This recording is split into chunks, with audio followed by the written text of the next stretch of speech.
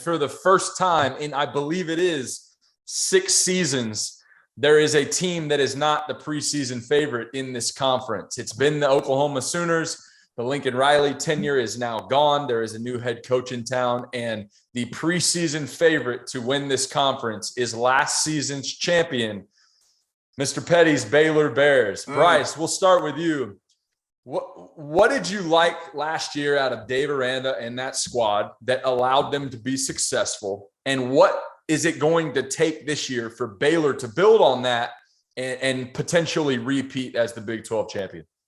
Yeah, I think, look, the more that I spend time around Coach Aranda, the more that I'm starting to see his qualities come out in his team. And you see that, and you even alluded to it with Coach, that how impactful Coach Sumlin was on not only your playing career, but on your life. And that's what, as a man that's coming from, out of the house, flying the nest at 18 to 22, when you get the opportunity that we got to play, football, and you're around your head coach, there's nothing better than to be able to sit back and really appreciate who that man was in your life. And I really think that Coach Aranda and this team is really starting to embody who he is. I think beyond the X's and O's, the guy's an outstanding defensive coach, defensive mind. But I think what he does in terms of the culture and the locker room of that team, he's really built them from the ground up. Baylor has obviously been through a lot over the last couple of years, specifically in the football world. And to see Coach Rowland do what he did, and then to have, Coach Aranda, and then we have this COVID year as his first year. Last year was his really, his first kind of stepping off year. It was just really, really interesting. And honestly, it was great to kind of take a step back as just a fan and just watch these young kids go out and play really hard. And so I think on both sides of the ball, I think we did it how we needed to do it. I don't think there was anything flashy about a Baylor football team. That defense was really, really good. But on the offensive side of the ball, scoring points, I don't think it was anything flashy. I think we did it, with those big guys up front, behind Abram Smith and Tristan Ebner, who both are, on NFL rosters right now. And they just, they put their head down and they went to work. And so, coming off of, what is undoubtedly our win, that was not Oklahoma State's loss, which I've seen in a ton of articles. I can't stand that. The guy threw 4 picks. I know we have a goal line stand, but you don't win games with 4 picks. You know that, Coach Trevor. Yep. You know that as well, playing on our side of the ball. So, that was our game that we won. And then we finished it up and we beat Ole Miss, in the Sugar Bowl. So I think coming off of that game, there's a lot of momentum. There's a lot of rebuilding, right? There's a lot of new faces in that room that I think that, undoubtedly on the defensive side of the ball, especially Coach Aranda is going to have a great defense. He's going to coach that side of the ball really well. And then offensively, I think we saw a major change. I think Blake Shapen showed what he needed to show in the spring. And again, I just give a lot of respect to Coach Aranda for Coach Aranda to go ahead and tell Gary Bohannon, hey, I'm going to go with Shapen. You go find your spot somewhere else. And now he's landed and is the starting quarterback at USF now. So, for him to do that, I thought was again, another, resounding kind of stamp on who he is and his character. But now rolling into this season as the number one, contender, I guess, in the Big 12, you got to, it's time for those young guys to show up and to play to their potential. And so I'm excited. I'm excited to see, those guys on both sides of the ball and who the newcomers are and the new names that are going to be on the roster and in the sheet, and then ultimately in the programs. Coach, let me ask you this. Baylor, obviously they are picked to win the Big 12. They have made a name for themselves in this conference.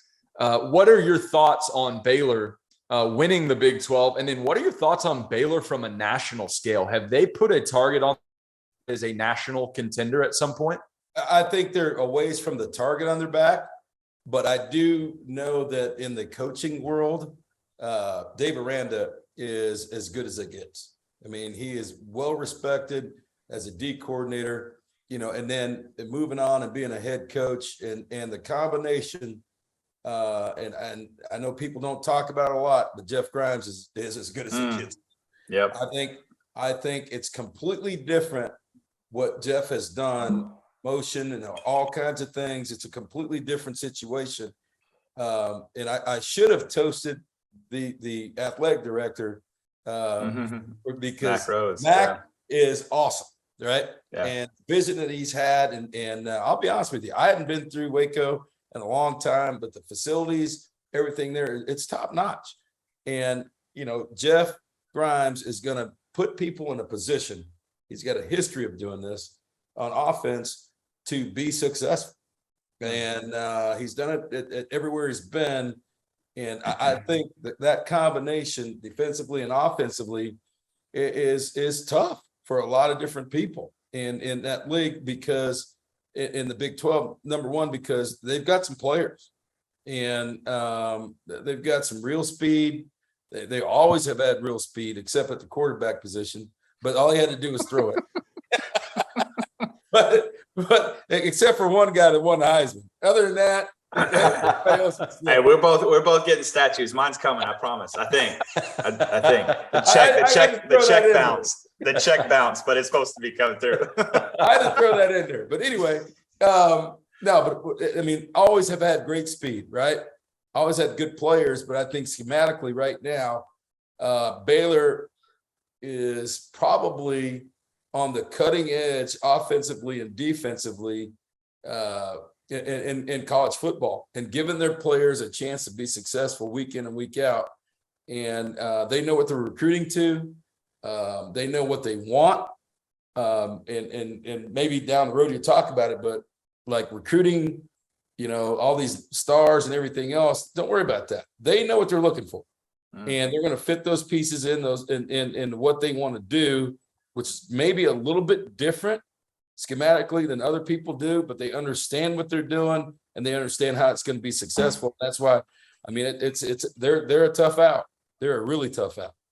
And if I can too, Trevor, real quick, because you hit on a great point, Coach, with Jeff Grimes, but Rob Roberts and what he's doing on the defensive side of the ball too, underneath Aranda. I mean, both of those guys just complement each other really well. And what I've seen too is a lot of times defensive guys in the same system, regardless of new faces or not, if they're in the same system year in and year out, they just get better. Right? Our guys under Phil Bennett, year one, wow. But by year three and by year four, I mean, dude, it was a brawl in camp. I mean, every time going against those guys was, and so being in that type of environment where you have Rob Roberts saying at media days, hey, this might be a better defense than what we had last year is right. That's a tough statement to wrap your arms around, and I think it holds a lot of weight. But again, that's a tribute to the head coach. Right, 100%. There's a lot of egos around there, right? Let's be honest. Both those guys are going to be head coaches, and they will be. And right. they're very talented. They communicate well. They've got great schemes. But my point is for Dave Aranda to be able to manage that with those two guys in the same building, in the same room, and practice at 100 degrees, and everybody's trying to win.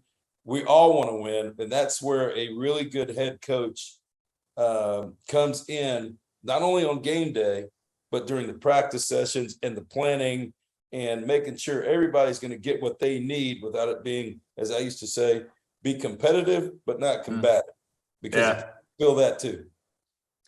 Coach, you're throwing out these taglines and it takes me back to the indoor, the practice field. It's good stuff. Hey, you mentioned the athletic director. That's something that we don't get a lot of insight to, right? Talk a little bit, Coach, about how much the head coach's relationship with the athletic director permeates to what happens on the field. Well, Mac Rhodes is as good as they come. I'm just going to be honest with you.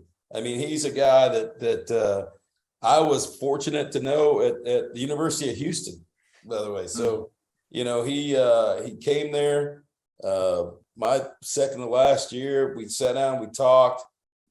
He would come down. We talk about all kinds of different things, what we need there. Obviously, he moved on and he's doing a great job. I mean, he was at UTEP. I actually interviewed for the head coaching job at UTEP when I was a young assistant at Oklahoma. I wasn't ready for that, right? So he was in the room, and Bob Stoll was the AD, right? And so I had paper everywhere. I didn't know what I was doing. I was in between games, and and I didn't get the job, obviously. Mike Price did, by the way. But over time, Mac and I stayed in touch, and then our job came open at Houston, and there were some finalists that I'm not going to name the other two, but they're two sitting ADs as well. But Mac Rhodes has been really pivotal in what happened at the University of Houston. If you've ever been by there lately, it looks completely different. The transformation, all the turmoil at Missouri that he handled, and then where he is right now, Baylor, and the support for all athletics, not just football, but all athletics, and the facility piece that was getting built, that's finished. You can't say enough about what that piece looks like and the stability of that piece for any coach in any department, but particularly football and the major sports. So, Mac Rhodes has been around it. He's seen it from a lot of different places, and obviously he's been successful. And when he's the guys that he has hired as head coaches, let's not forget who he hired before that. Yeah. Who is head coach in the National Football League, right? Mm-hmm. So the guy knows what he's doing, except for me, I guess. But other than that, he knows what he's doing. I love it. Thanks, Coach.